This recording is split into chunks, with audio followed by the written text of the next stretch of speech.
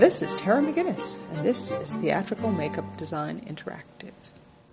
To go and do makeup that is hyper-feminized, as in drag queen, if you're a man, or completely extreme female chorus kind of makeup, for characters that are not real women, but cartoon women. There's a number of tricks taken mostly originally pioneered by drag queens to go and make either a male face look more female or to go and make a female face look like a cartoon female. So, I being a female will be turned into a cartoon female, but just imagine I'm a man and then you can get a notion of what good drag queen makeup looks like. I will start out with base, as usual.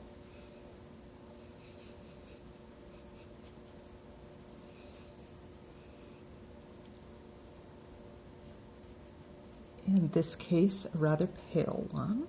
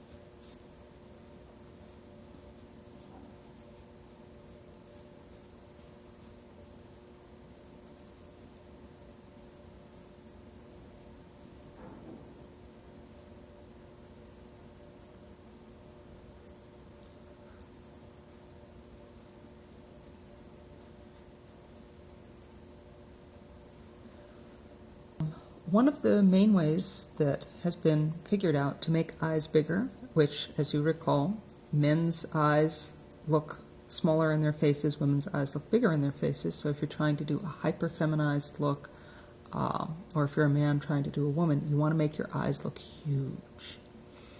Big as possible. And if you're going for the drag makeup, you want to make them clown-like huge, just very extreme. One of the ways you can do that is you can go and raise your eyebrows. But in order to raise your eyebrows, the first thing you have to do is get rid of your eyebrows. And this is where spirit gum comes in again. Just as you could use spirit gum to make your eyebrows stand up and look lumpier and bigger, you can also use spirit gum to squish them flat. You take spirit gum, put it into your eyebrow. And when it starts to get sticky, you're going to squish them flat.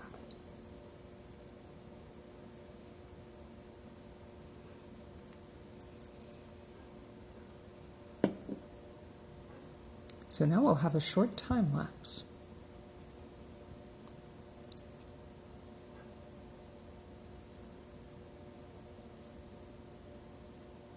My eyebrows get sticky.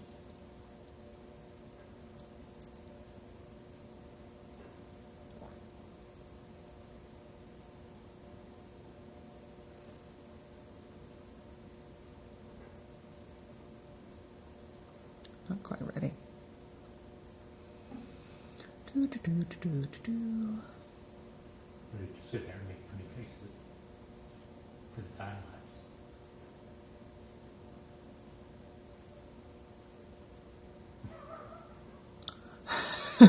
That's the most lopsided thing I can do. I can't do Brett Good's wonderful thing where he can move his eyebrows independently. Right.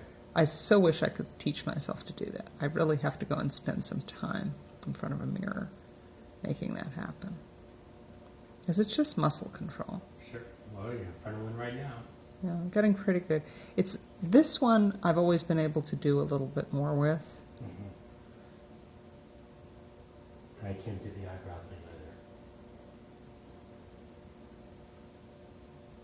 I can flare my nose, but I can't do anything that wiggles it. Right. And do that.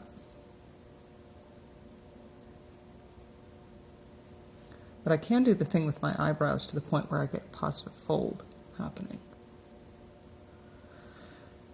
Too many migraines. Okay, I think they're probably sufficiently sticky. Okay. So now that they're sticky, I'm going to go and squish them as flat as I can get them.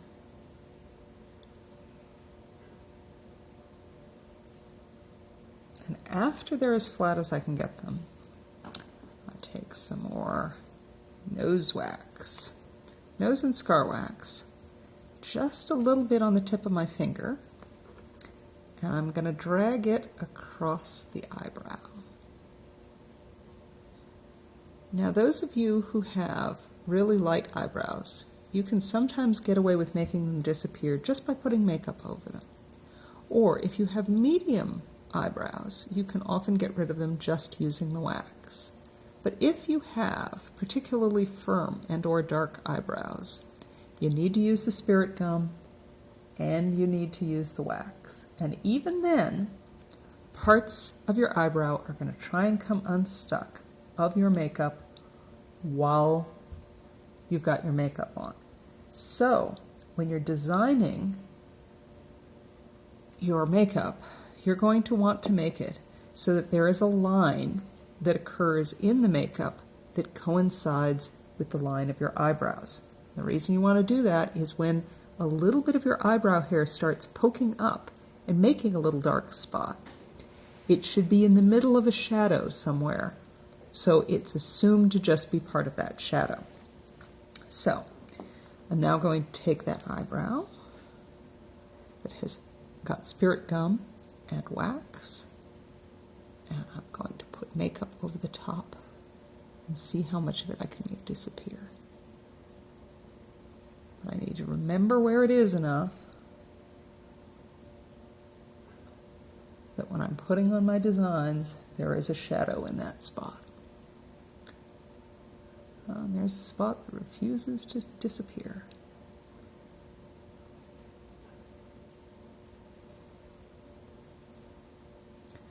This is one of the simplest ways of making an alien. You'll note in a fair number of Star Trek episodes, you have aliens and you're going, what's wrong with this person? And all it is they've gotten rid of their eyebrows. It's one of the more simple ways of making somebody look just a little bit odd, but you can't quite put your finger on why they're so odd. Now, for doing the drag eyes, what I want to do now is put in an eyebrow at a higher level. And I don't necessarily need this to be in a natural color. So, take some purple. I'm going to put in the eyebrow at a higher point. And make it very clown-like and simple and artificial.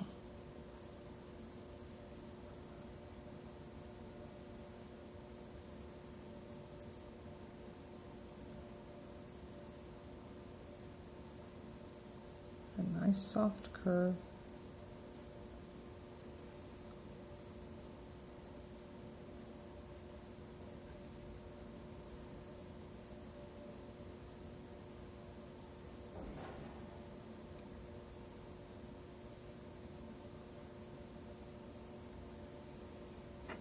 So, very clown-like at this point.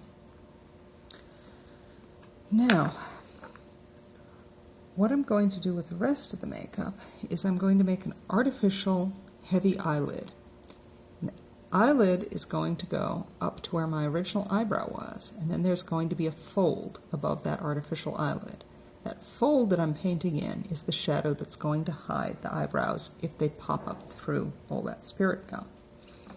So, the first thing I'm going to do is I'm going to do a very fine line with the black so that I know where I'm putting stuff.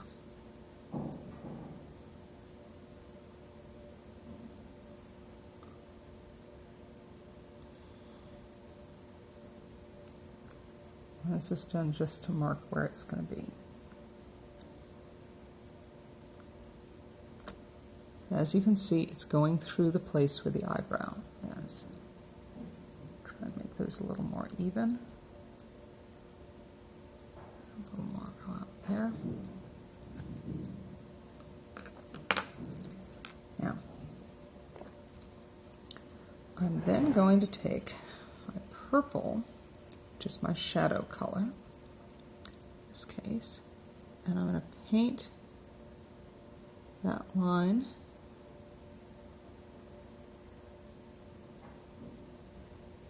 of the shadow, and I'm going to paint to either side here of the center in my water-based Lumiere paint.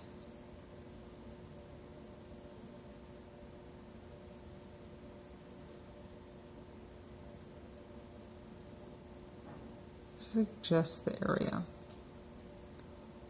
above that giant artificial eyelid. Do the same thing on the other side.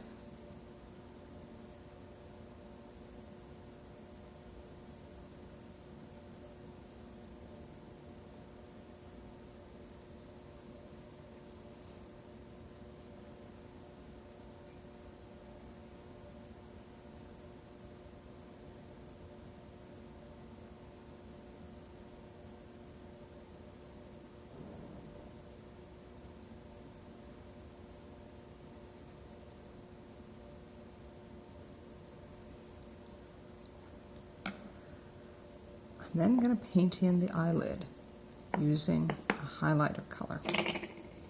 In this case, I'm going to use the same neon yellow I used as a highlighter for the witch.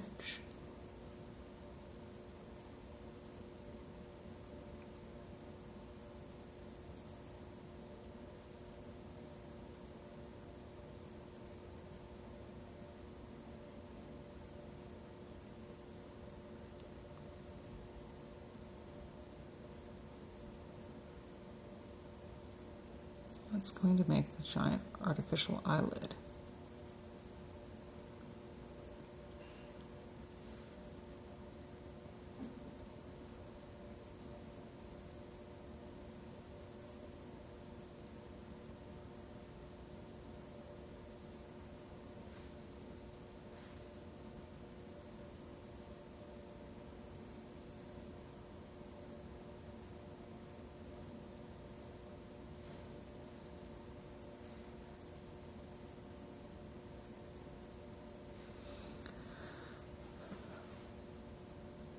When you have this kind of oversized eye, you want to go and have a nice big shine on it.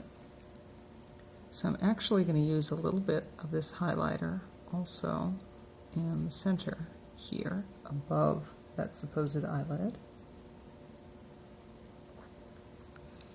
And then I'm going to use an intermediary shade of a hot pink.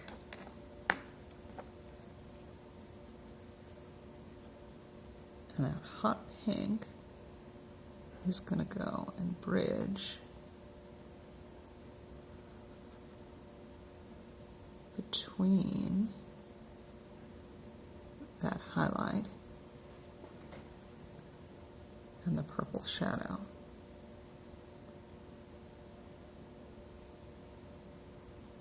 Note that I'm not having the eyeshadow go all the way up to the line of the eyebrow. The reason for that is when you have a shadow that's this dark, it can blend into the eyebrow and just become one thing. So you want to have a little bit of a light space between the one and the other. Gives it more height.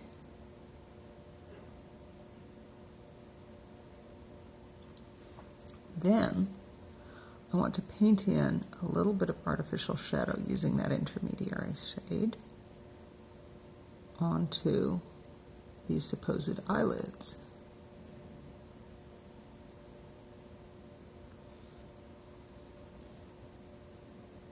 So, blending here.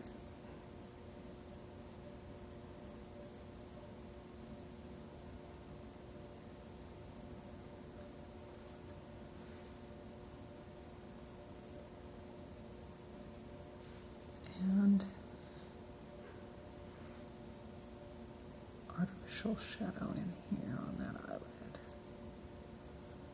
And you're trying to give it a sort of dimensionality.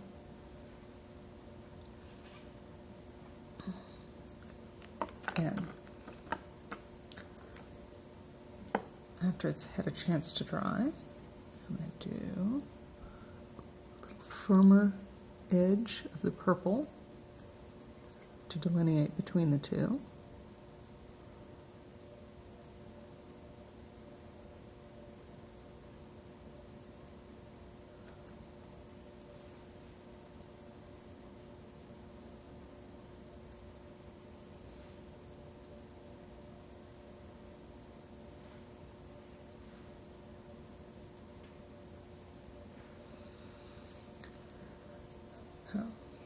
Very clown-like, very extreme. Then, under the eyes, because you want to make them appear bigger, you're going to go and put a highlighter directly under the eye. In this case, the Screaming Yellow.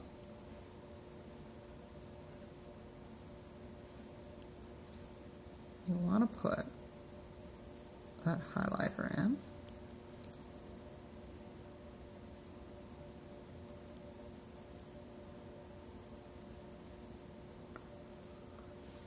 Give your eyes a slightly larger appearance. And then, underneath that, run your purple shadow to carry the color that you're using above down below.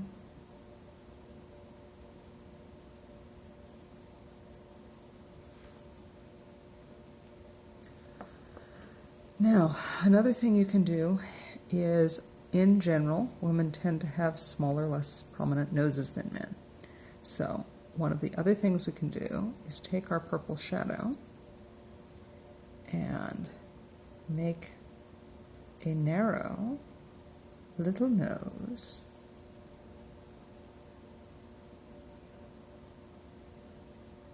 using paint.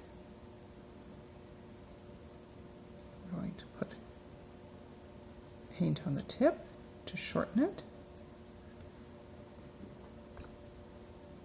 and paint here to make it fairly narrow.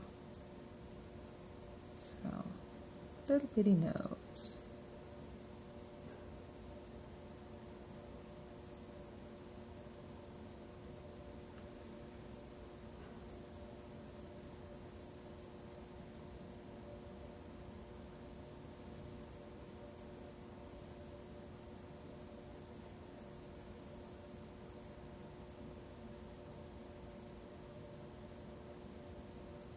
There's the shadow. I'm not going to use yellow as the highlighter there. Here, I may use a little bit of pink though. Now, the next thing is I'm going to get a retinally challenging pink. And I'm going to do a trick that you pick up from the Chinese opera. Chinese opera had a number of female roles that for much of the history of Chinese opera were played by men. So you have the pretty young thing played by a young man, or a not so young man. And what they did is they put blusher in a very shocking pink shade straight under the eyes and on the eyelids, and carry it down to the cheeks, like so. Then they take the same blusher and they run it on the cheek, which of course has the same effect as a shadow, except it's very pink and girly, of diminishing the jaw, which of course is one of the things you want to do if you're having a man do a woman, or a woman do a particularly feminized woman. So it keeps the color very bright and very perky and pretty. It isn't like putting in a dark shadow somewhere, but it goes and puts in a softer edge to the chin that is quite convincing while still not putting a lot of darkening on it. So you take that super bright pink and do that to round the forehead, narrow the jaw, and connect the giant eye makeup to the cheeks. So we have very pretty girly cheeks. Now, if you have, like I do, a bit of jowliness, you may actually want to put in more cheekbones. Or if you're trying to make it look a little bit more like westernized makeup, of where women use a lot of shadow. You take your same shadow, in this case the purple, or you take a very deep magenta that's like the screaming pink you've been using but in a darker shade. And you can put in cheekbones here.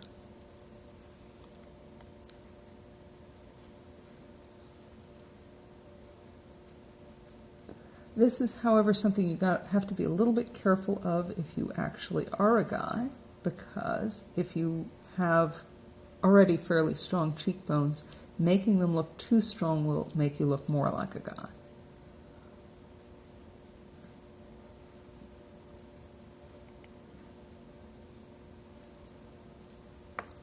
So it's a judgment call depending on that. Now, bright yellow highlighter. You're actually going to use a little of the bright yellow highlighter on the very edge of the cheekbone. Again, you want to be careful of this if you're a guy with extremely prominent cheekbones, the kind that women never get, that are so strong. But most people don't have those, super Slavic cheekbones, and so this works to your advantage. However, it's not advisable if you've got the already too strong cheekbones. Then, one of the other things is, because the jaw minimizes, you want to go and suggest a sharp, pointed little chin. Not much there, but so you get a very doll-like look, and it carries the color from here to here and therefore makes this seem to go away, which is a very feminine look. Now, I'm going to take that same screaming pink and I'm going to put a little bit of it under here to be the shadow in here. So you're using this like you would a shadow, and it's fairly bright for a shadow, but it's less bright than the yellow, so it will work as a shadow for you. Then, lips. It's not necessarily that women have bigger lips, it's that they do more with their lips. They go and put stuff on it, and so when you want to go and make a man look like a woman, the easiest, simplest way is you stick lipstick on it. If you want to make a woman look instantly more like, hi there, I'm officially a sexy girl, you put lipstick on her. So what I'm going to do is take another kind of magenta, the sort of medium magenta I've got, and I'm going to paint on lips. However, what I'm going to do in this case is I'm going to take the things that people associate with females, having little round curvilinear forms going on, and exaggerate that. So I'm going to make this look like a cartoon female.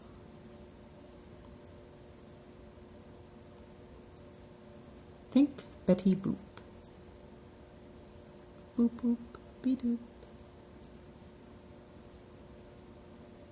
Marilyn Monroe.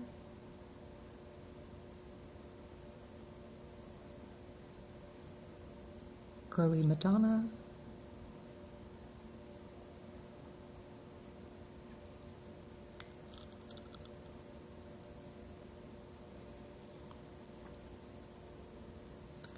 Now, you can actually take it to the extreme doll-like thing of just doing that much.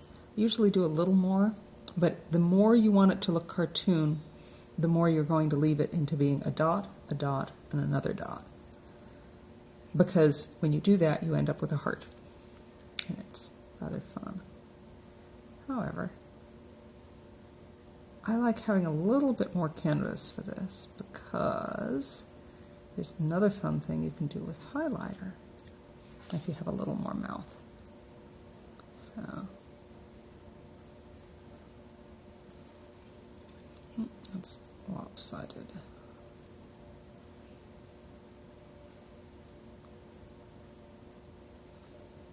So I'll take that, and I will take a little bit of the dark purple to give it an outline.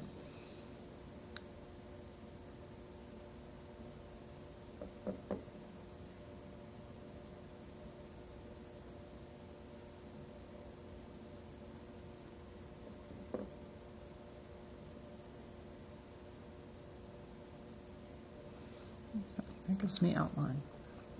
However, the thing that makes lips look luscious is to again have a highlight running through the middle of them, just as before. And I'm going to take my Screaming Yellow, and I'm going to go put a highlight there. What's more, I'm also going to put it up here and here. So the 3 dots that I said you could get away with just doing that with your lips. If you do a little bit more with your lips, you can have those 3 dots be your highlight. So you still get the heart on your face. However, you have a bit more mouth to express with. Now,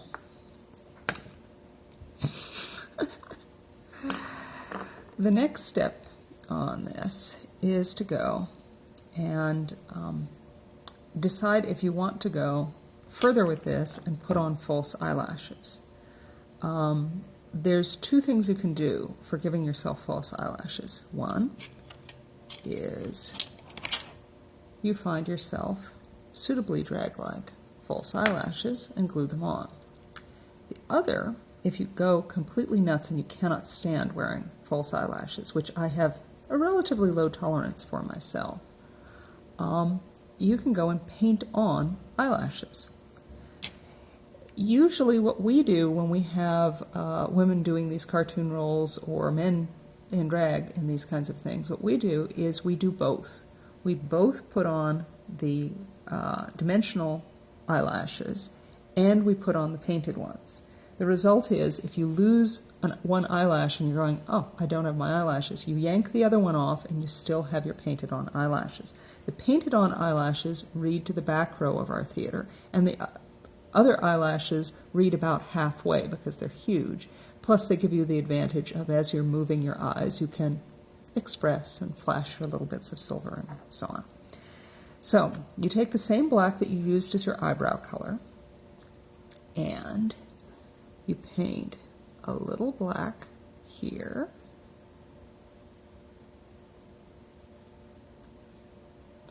and here,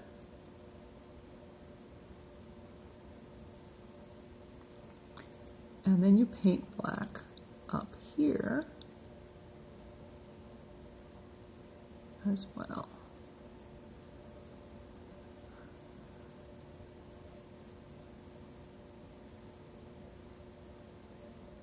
This is sufficient to be just plain eyeliner. And you probably, even if you don't want to paint on eyelashes, you can do this much of that. However, if you do want to paint on eyelashes, you then just take this, pull it out here, pull it out here, and then pull 1 or 2 up from there. You don't usually want to do more than 3 eyelashes up.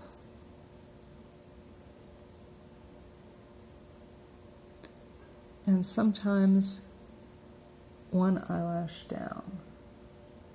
More than that, and again, you have a spider on your face. You don't want that. So you can put that on, and you have eyelashes that you can't get rid of and that read from a great distance. However, if you can stand to put on false eyelashes, you can go and play with this even further. So, my Duo just spooged. Duo is surgical adhesive, which goes on your eyelid. Makes it sticky. You can also just stick it on the eyelash, which is what I'm right now wishing I'd done.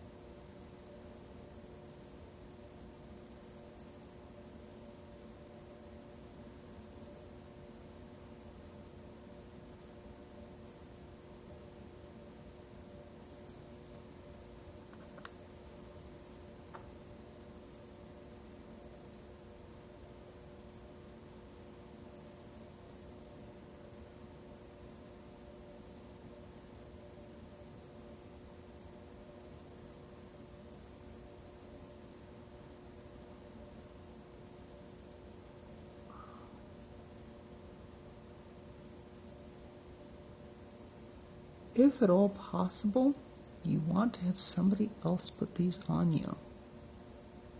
Reason is, it's very hard to see what you're doing while you're doing it, which is the problem I'm having right now. That and the fact that it keeps sticking to my fingers. I'm entirely used to putting these on other people, but not on me.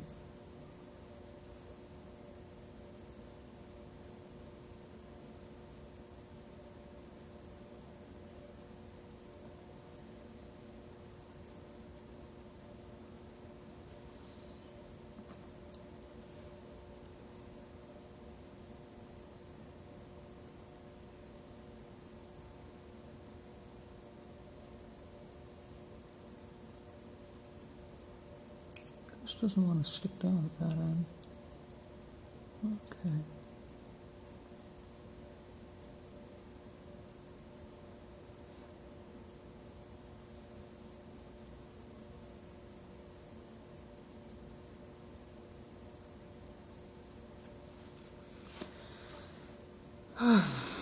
So as you can see, the advantage of the eyelashes is when I move my eyes, they move along with me. Gives it a nice dimensionality. However, what you'll notice is really cool about the eyelashes is they have glitz. Now there's no reason the rest of you can't have glitz as well.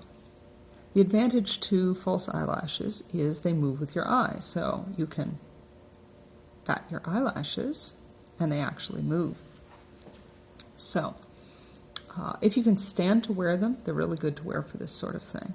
Makes for wonderfully silly, oh, kind of thing. The other thing is these eyelashes have glitz. Aren't those glitz lovely? As you move, you get more glitz. You want to go and put glitz on the rest of you. So, again, I use a little bit of face cream to put glitz on in spots. And glitz is actually what will make this highlight thing in the center of the false eyelid look real and right. Because just with paint by themselves, they're never quite convincing. However, when you put on cream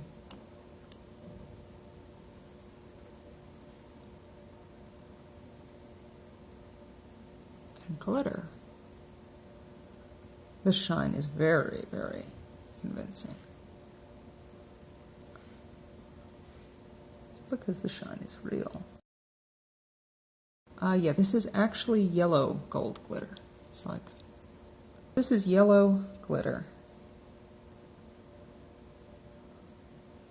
The kind of glitter you want to use is 004 microns, which is cosmetic grade glitter, which is also used sometimes for scrapbooking. You don't want to use children's crafting glitter, which is too big, or worse still, scenic glitter or the kind of glitter that's used to put in the plaster of roofs. Those are so big that if something like that got in your eye, you would inflict eye injury on yourself. Plus, they're not very pleasant on your face. They're very rough, very tough. Whereas cosmetic grade glitter, if it gets in your eye, is not going to be pleasant, but it isn't going to go and do you an injury. Now, you want to avoid using cosmetic grade glitter or any kind of glitter around your eyes if you're going and wearing contact lenses, because of course the glitter can get under the contact lenses and give you lots and lots of pain and lots of time where, hi there, I'm trying to be cute and I'm doing this all the way through the show because you're in pain and you don't really want to be. So I have also got a dark color of glitter, so I can show you what glitter used as a shadow is like. So I'm going to take a little bit of that face cream and put it in with the purple. And put more in with purple.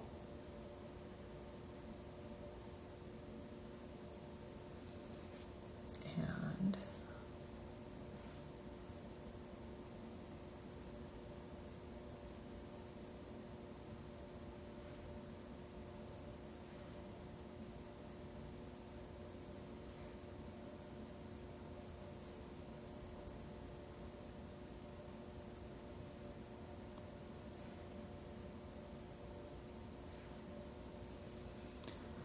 so if you want to go and use glitter in some place that is going to be a dark shadow area, that's where you're using your dark glitter. Don't ever use just the glitter in the shadow area, though, and not also use it on the highlight area with a highlight color, or the sparkling from it is going to give you the opposite effect of what you're trying to do. I'm also going to go and put the yellow glitter onto my yellow highlight points, including the chin and spots on the lips. This is most important to do on your lips because your lips move a lot and it gives it that very sort of wet look that's considered kind of sexy.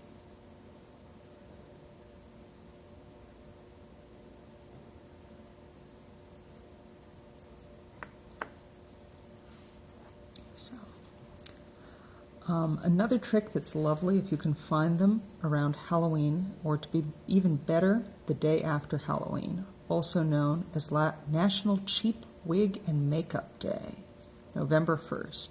National Cheap Wig and Makeup Day, you can get things that you can have difficulty getting the rest of the year and pay a lot of money for. You can get very cheap. And one of the things you want to keep your eyes peeled for are little rhinestone sets of eyebrows. So you can stick on an artificial black rhinestone or silver rhinestone eyebrow. So it's something like this where you have a black eyebrow, you can put a little silver one underneath to form the line between the two, or as eyeliner under here. So there's that. And I think I'm done. Okay. Is there something I'm forgetting? I don't know why I think there's something I'm forgetting. Oh, yes, I usually go and stick some sort of little designs.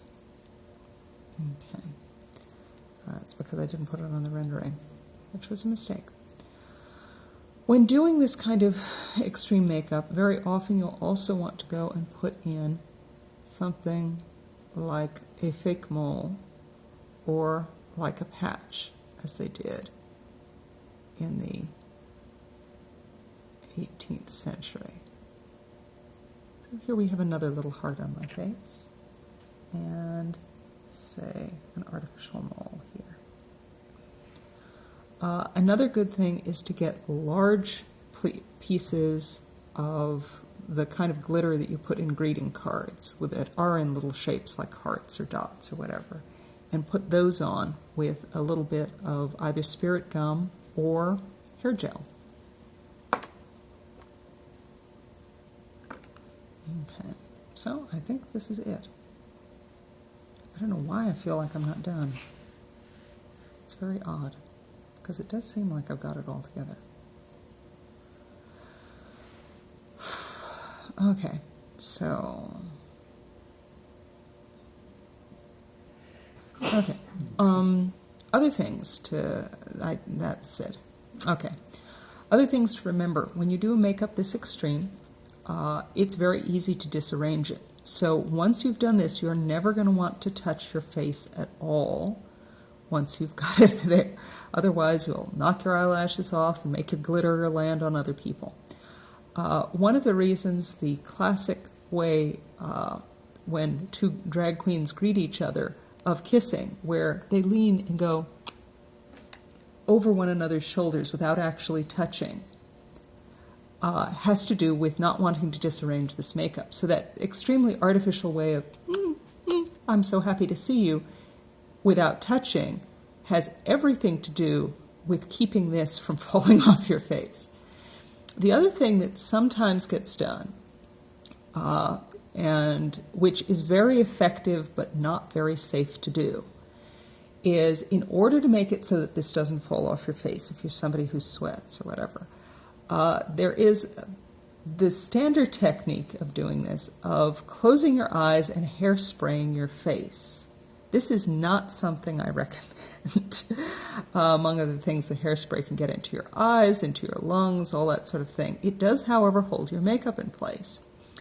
And a number of makeup companies have come up with less nasty substitutes for doing this. Ben Nye recently came up with something called Final Seal, which does exactly the same thing and does it better than hairspray, but does it in a less potentially harmful way. So if you do this kind of makeup a lot of the time and you are sweating it off, you can go and take it and make it stay in place by using a spray coating of Final Seal or one of the other makeup products similarly designed to go and fix complicated makeup in place so that it doesn't come off until you wash it off. So that's my advice there.